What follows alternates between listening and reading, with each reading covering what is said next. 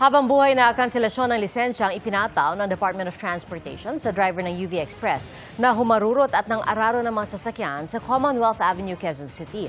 Ayon sa DOTR, umamin ng suspect sa QCPD at LTO na nagshabu siya bago pumasada. Nakatutok si Bea Pinlac.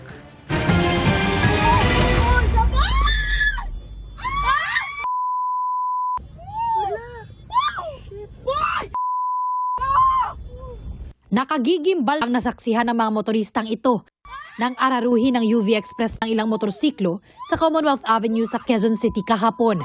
Ginitgit at hinarangan na ng truck ang UV Express pero hindi pa rin ito huminto.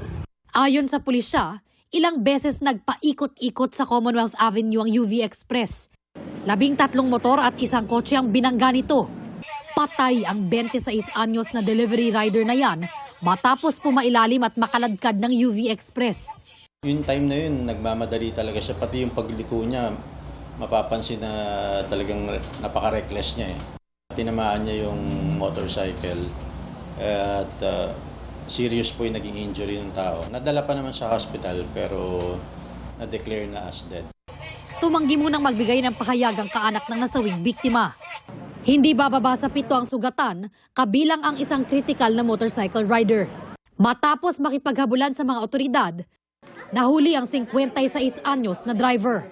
Giit niya, nag-init ang ulo niya nang may makagitgitan sa kalsada. Yung isang motorsiklo, nagkaroon pa kami ng sumusugod din na pag tulong sila.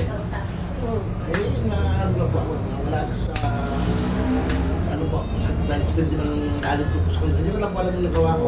Wala siyang ibang sagot kundi hindi niya maalala. Nagdilim daw yung paningin niya. Suspendido ng 70 araw ang lisensya ng suspect. Hinihintay pa ng pulisya ang resulta ng drug test ng suspect, pero nagnegatibo ito sa alkohol.